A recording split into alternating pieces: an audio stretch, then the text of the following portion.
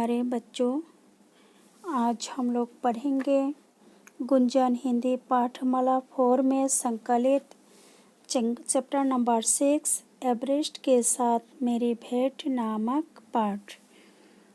बच्चों, एवरेस्ट नाम आपने बहुत बार सुना होगा कि हिमालय की सबसे ऊंची चोटी का नाम है एवरेस्ट। क्या बच्चों आप जानते हैं कि एवरेस्ट पर चढ़ने वाली पहली महिला कौन थी? वह कौन थी? बचेंद्री पाल। बच्चों, इस पाठ में बचेंद्री पाल कैसे एवरेस्ट यात्रा की थी उसका वर्णन है। बचेंद्री पाल एवरेस्ट की चोटी पर पहुंचने वाले पहली भारतीय महिला हैं। बच्चों, इस पाठ में उनकी एवरेस्ट की चढ़ाई का वर्णन है। उन्होंने अंग दर्जी के साथ साउथ पोल से अपनी यात्रा आरंभ की। बच्चों, आपको यह याद रखना है कि बचेंद्री पाल अंग दर्जी के साथ यात्रा आरंभ की थी और वह साउथ पोल से अनेक कठिनाइयों का सामना करते हुए वे शिखर कैंप पहुंच गए। हाँ बच्चों, चढ़ाई करने के लिए बहुत मुश्किलों का सामना करना पड़ता है। दक्षिण शिखर के ऊपर हवा की गति अचानक बढ़ गई थी और जिसके कारण भूरे बर्फ के कण चारों ओर उड़ रहे थे और देखने में बहुत कठिनाई हो रही थी। चारों तरफ सिर्फ धुआं की तरह दिखाई दे रहे थे और अंत में 23 मई 1984 के दिन दोपहर 1:07 पर वे एवरेस्ट की चोटी पर खड़ी थी अर्थात पहुंच गए। और देखिए बच्चों, बचेंद्री पाल एवरेस्ट पर चढ़ने वाली पहली भारतीय महिला थी और जिसके कारण पर्वतारोहण में श्रेष्ठता के लिए उन्हें पद्मश्री और प्रतिष्ठित अर्जुन पुरस्कार के अलावा अन्य अनेक पुरस्कार भी प्राप्त हुए। इसलिए भारत देश को उन पर गर्व है।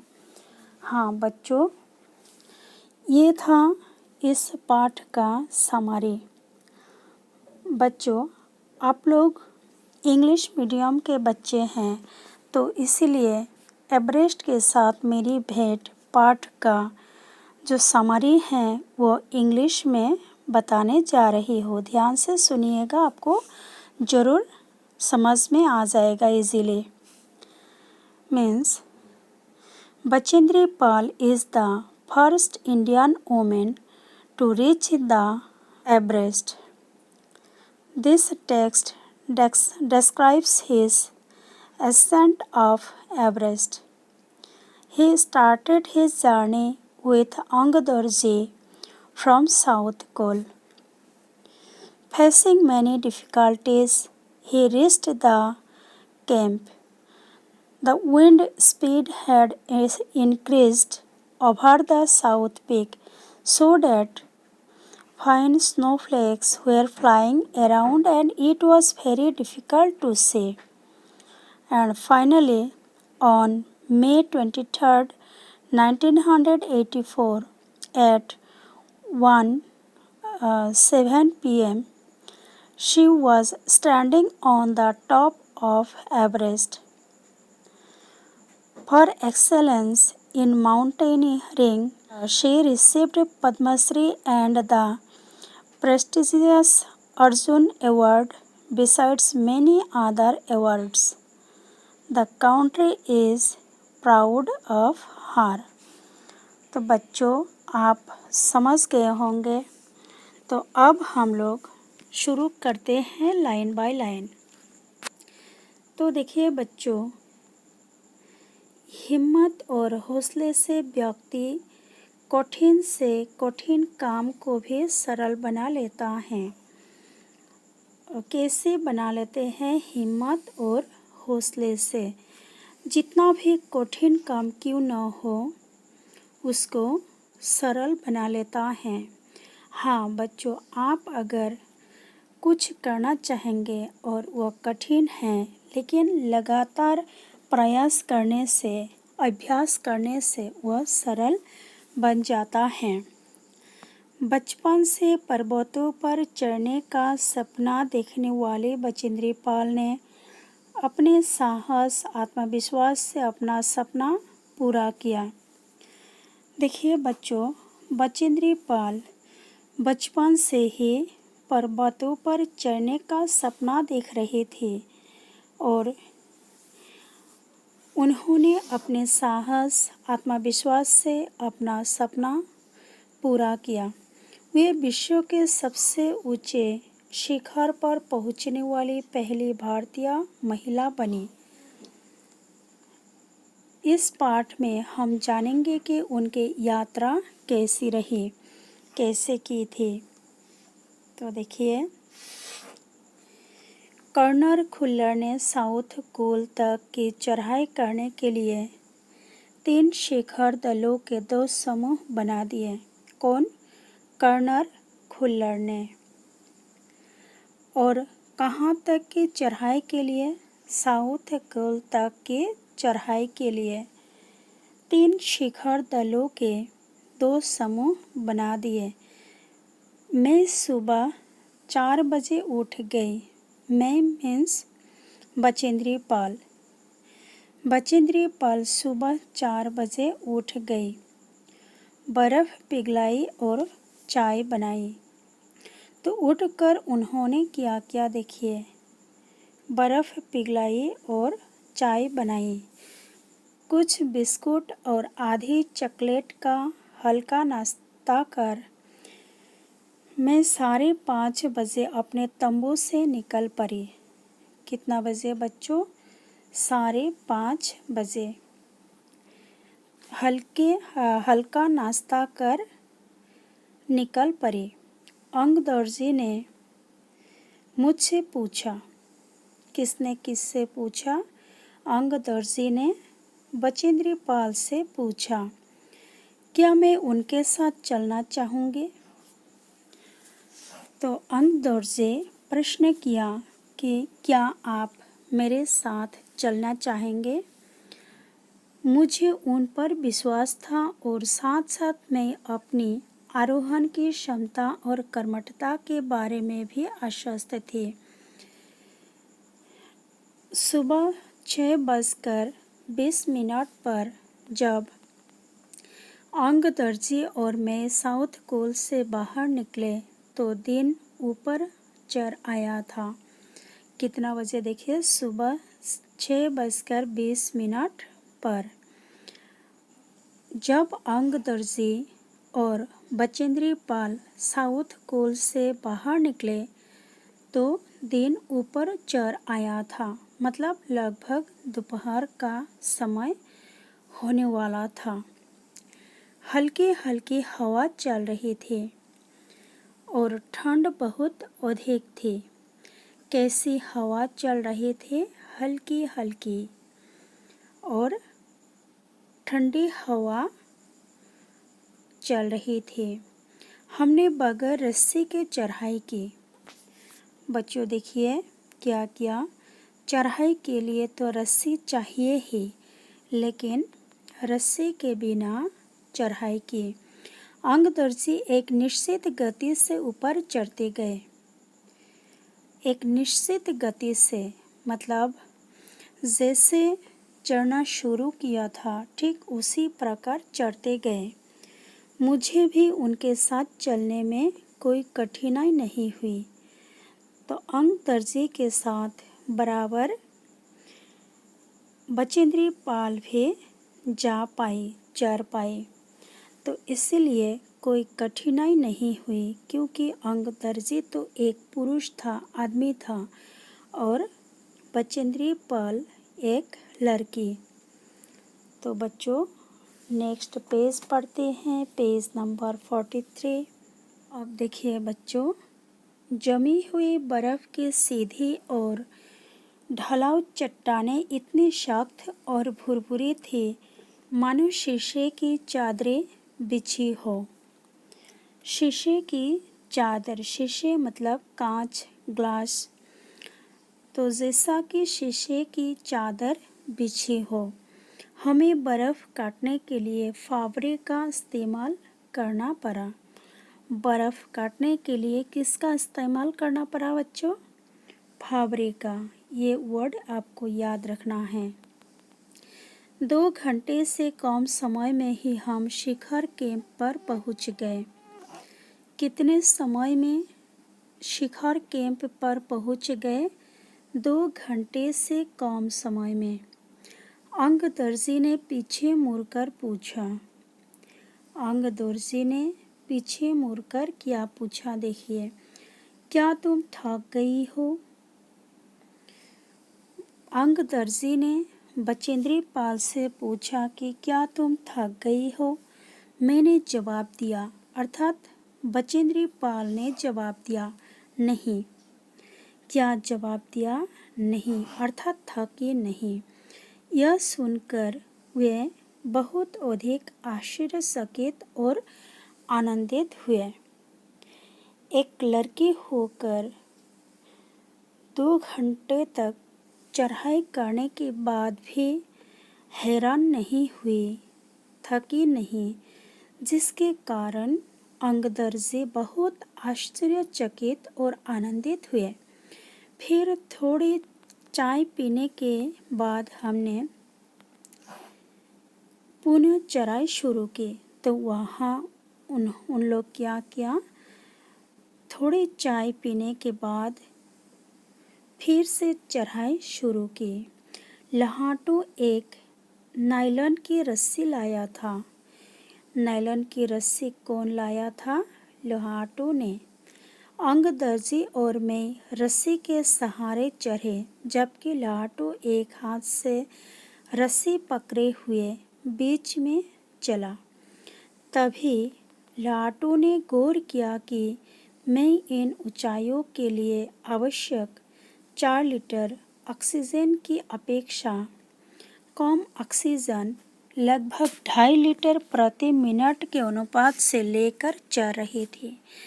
देखिए मुसीबत कितना था। लहाटू ने ध्यान दिया, गौर किया मतलब ध्यान दिया कि ऊंचाइयों के लिए जितना ऑक्सीजन की ज़रूरत थी उससे बहुत कम लेकर चल रही थी। मेरे रेगुलेटर पर जैसे ही उसने ऑक्सीजन की आपूर्ति बढ़ाई, मुझे कठिन चढ़ाई आसान लगने लगी। बच्चों, एक भी क्वेश्चन आंसर है कि बचेंद्री पाल को कठिन चढ़ाई कब आसान लगने लगी? तो देखिए, रेगुलेटर पर जैसे ही ऑक्सीजन की आपूर्ति बढ़ाई, तब बचेंद्री पाल को कठिन चढ़ाई आसान लगने लगी। दक्षिणी शिखर के ऊपर हवा की गति बढ़ गई थी। कहाँ? दक्षिणी शिखर के ऊपर क्या बढ़ गई थी? हवा की गति बढ़ गई थी। उस ऊंचाई पर तेज हवा के झोंके भुरभुरे बर्फ के कणों को चारों तरफ उड़ा रहे थे, जिससे दृश्यता, विजिबिलिटी नहीं के बराबर हो गई थी। बच्चों, इतना तेज गति से हवा बह रही थी कि चारों तरफ सिर्फ बर्फ के कण उड़ रहे थे और जिसके कारण कुछ भी दिखाई नहीं दे रहे थे। मैंने देखा कि केवल थोड़ी देर के बाद कोई ऊंची चढ़ाई नहीं है, ढलान एकदम सीधी है। मेरी सांस मानो रुक गई थी। मुझे लगा कि सफलता बहुत नज़दीक है। बच्चों, और थोड़ा सा ही बाकी है, तो ये भी इस वीडियो में ही कंप्लीट कर देते हैं। हाँ बच्चों, अगर आपको यह वीडियो अच्छा लगे तो लाइक और शेयर ज़रूर कीजिएगा ताकि अपने दोस्तों तक पहुंच जाए। तो बच्चों नेक्स्ट पेज देखिए। 23 मई 1984 के दिन दोपहर के 1:07 पर मैं एवरेस्ट की चोटी पर खड़ी थी। बच्चों ये इम्पोर्टेंट है कि बचेंद्री पाल कब और कितने बजे एवरेस्ट पर पहुंच गई थी। 23 मई 1984 के दिन दोपहर के 1:07 पर एवरेस्ट की चोटी पर पहुंच गई। एवरेस्ट की चोटी पर पहुंचने वाली मैं प्रथम भारतीय महिला थी। बचेंद्री पाल कौन थे? बचेंद्री पाल एवरेस्ट की चोटी पर पहुंचने वाली प्रथम भारतीय महिला थी। एवरेस्ट की चोटी पर इतनी जगह नहीं थी कि दो व्यक्ति एक साथ साथ खड़े हो सके। जो चोटी है, चोटी मीन्स पीक, एवरेस्ट की चोटी पर इतनी जगह नहीं थी कि दो व्यक्ति साथ साथ खड़े हो सके। चारों तरफ हजारों मीटर लंबी सीधी ढलान को देखते हुए हमारे सामने मुख्य प्रश्न सुरक्षा का था। चारों तरफ क्या हजारों मीटर लंबी सीधी ढलान, तो इसलिए उस समय मुख्य प्रश्न सुरक्षा का था, खुद को रक्षा करना। हमने फावड़े से पहले बर्फ की खुदाई कर अपने आप को सुरक्षित रूप में स्थिर किया। तो पीक पर चढ़ने के बाद बचेंद्री पाल ने फावड़े से पहले बर्फ की खुदाई की और उसके बाद अपने आप को सुरक्षित रूप से स्थिर किया। इसके बाद मैं अपने घुटनों के बल बैठी।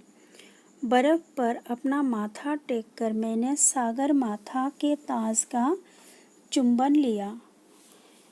तो बच्चों एवरेस्ट का और एक नाम है सागर माथा। तो उन्होंने सबसे पहले बर्फ पर अपना माथा टेका और उसके बाद सागर माथा के ताज का चुंबन लिया। बिना उठे ही मैंने अपने थैले से हनुमान चालीसा और दुर्गा माँ का चित्र निकाला। बचेंद्री पाल अपने थैले में क्या क्या लेकर गई थी? हनुमान चालीसा और दुर्गा माँ का चित्र। तो वहाँ जाकर उन्होंने दोनों चित्र निकाला। इन्हें अपने साथ लाए लाल कपड़े में लपेटा और छोटी सी पूजा करके इनको बर्फ में दबा दिया। तो देखिए